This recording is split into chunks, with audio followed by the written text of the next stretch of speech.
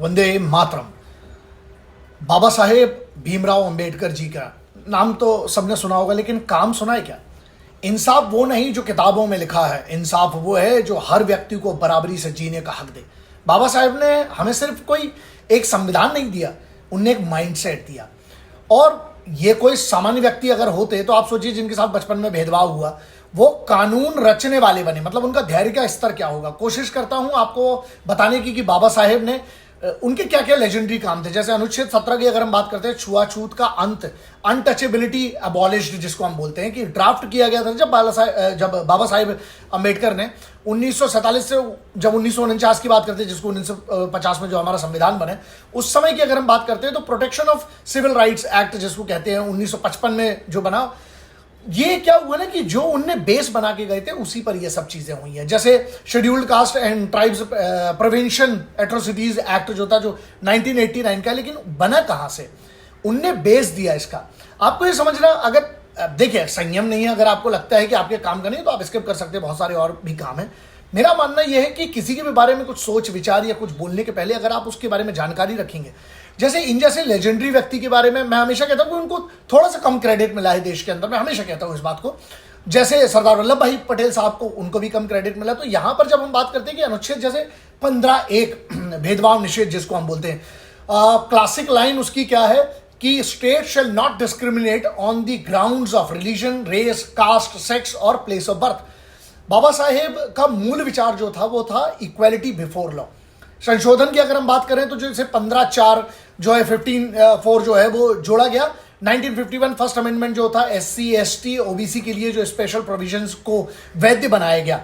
अनुच्छेद 16 अगर हम आर्टिकल 16(4) की बात करते हैं, नौकरियों में आरक्षण, ओरिजिनल ड्राफ्ट बाबा साहेब का योगदान क्या था कि उसमें जो संशोधन था ना, जो कई बार क्लैरिफाई किया गया है। 77th जो अमेंडमेंट था 1995 में, जिसको हम बोलते हैं प्रमोशन में आरक्षण वाला है। डायरेक्टिव प्रिंसिपल्स की अगर बात करते हैं, भाग 4 जो है अनुच्छेद 36 से लेकर 51 तक आता है। बाबा साहेब का कॉन्स्टिट्यूशन जो कॉन्ट्रीब्यूशन जो था उनका, कॉन्स्टिट्यूशन का एक अलग नजरिया था उनका। इनका विजन जो था सोशल एंड इकोनॉमिक जस्टिस की हम बात करते हैं। जैसे संशोधन अगर आप बात करो तो 42nd अमेंडमेंट जो 1976 का है, ये बहुत बड़ा अमेंडमेंट माना जाता है। उसमें जो सोशलिस्ट और सेक्युलर जो इसमें जो शब्द जोड़े गए थे वो इसी में जोड़े गए थे। फिर 44th अमेंडमेंट की अगर हम बात करते हैं 1978 का, आर्टिकल 38 को, जिसमें बोलते हैं कि और मजबूती दी।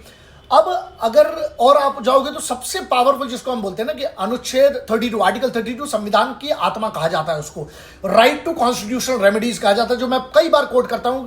बाबा साहेब वर्ड्स उसके लिए क्या था, it is the very soul of the constitution and the very heart of it. अब कोई ऐसा मैं बोल सकता हूं जिसमें कोई बदलाव नहीं हो, क्योंकि उन्होंने क्या कहा था, जिसका मैं हमेशा कहता हूं कि जिसके अंतर्गत आप सुप्रीम कोर्ट जा सकते हैं। संविधान जब निर्माण हुआ ना, जो आज सोशल मीडिया पर फ्री स्पीच की बात करते हैं, अभिव्यक्ति की आजादी की बात करते हैं, हम जो भी किसी को कुछ कह सकते हैं, मैं भी जिसका उपयोग करता हूं वो मौलिक अधिकार में एक आया कि फ्रीडम ऑफ एक्सप्रेशन की बात करते हैं। जो आजादी हर इंसान की, भाग 3 पार्ट 3 अनुच्छेद 12 से 32 में जो लिखा हुआ है कि मुख्य अधिकार जो क्या है वो अधिकार, अनुच्छेद 14 समानता का अधिकार, अनुच्छेद 19 अभिव्यक्ति की स्वतंत्रता, अनुच्छेद 21 जीवन और व्यक्तिगत स्वतंत्रता जिसको बोलते हैं। बाबा साहब की सोच जो थी ना, वो भारत में सबको एक इक्वालिटी की बात करने की बात थी। आरक्षण व्यवस्था अगर हम बात करें, सामाजिक न्याय की रीड करते हैं, अनुच्छेद 15(4) जो है, 16(4) जो है, पहला संशोधन जिसको हम बोलते हैं कि पहला संशोधन क्या था। अभी पहले संशोधन में अगर आप फर्स्ट अमेंडमेंट की हम बात करते हैं 1951 में, पंडित नेहरू के समय बाबा साहेब के प्रस्तावों के जो असर हुए, जिनको अगर उसके बारे में नहीं पता तो क्या होता है ना कि बहुत भटकने वाली बात हो जाती है।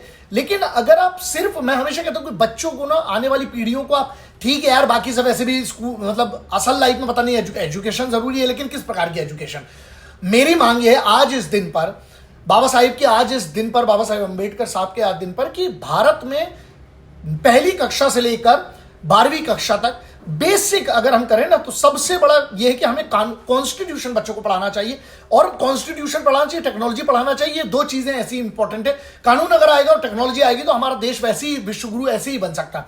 शिक्षा और नौकरियों में SC, ST और OBC को जो बराबरी देना, बाद में जिसका 76th अमेंडमेंट जिसको हम बोलते हैं ना 1994 का हुआ था, तमिलनाडु में 69% आरक्षण जो वाली बात है, 130 पर जो संशोधन हुआ जिसमें EWS जुड़े, महिलाओं के लिए बराबरी पर मोर्चे पर, हिंदू कोड बिल ड्राफ्ट जो था 48, 50, बिल पास ना होने पर बाबा साहेब ने इस्तीफा दे दिया था। मतलब सोचिए उस स्तर पर।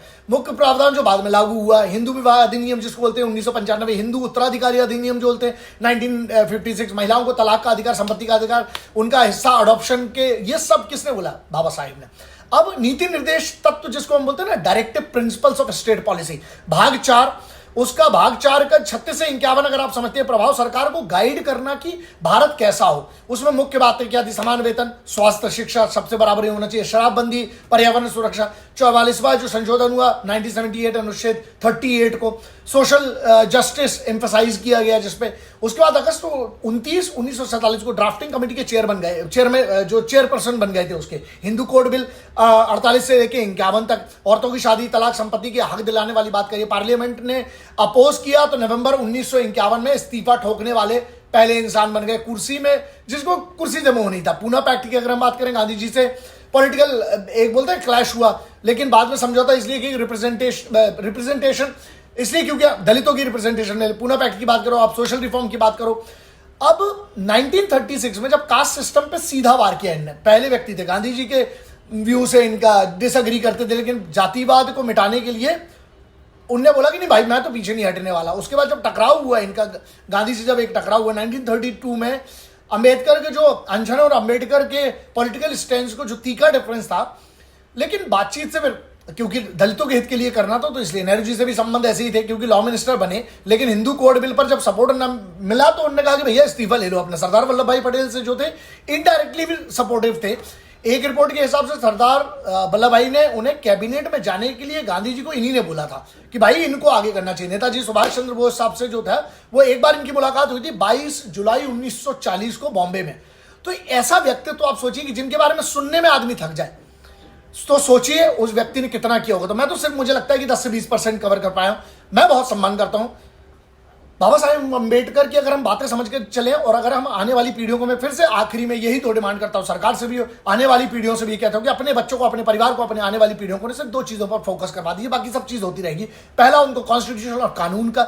मैं क्यों ये वीडियो कर रहा हूं? सो दैट आपको कानून के बारे में पता चले, संविधान के बारे में पता चले कि आपके अधिकार क्या है और वैसे ही आपकी जिम्मेदारियां क्या है। तो ये एक है। और इसके अलावा मैं ये चाहता हूं कि बच्चों को हमें एआई मशीन लर्निंग पे आज डालना पड़ेगा, जैसा चाइना ने शुरू कर दिया। पहली कक्षा से लेकर 12वीं तक उन्होंने एआई कंपलसरी कर दिया है। तो आप समझिए, वरना हम आगे चल के ना कोई भी टैरिफ बढ़ाएगा और आप रोते रहोगे, नौकरियां जाती रहेंगी। इसलिए हमें स्किल्स देना पड़ेगी।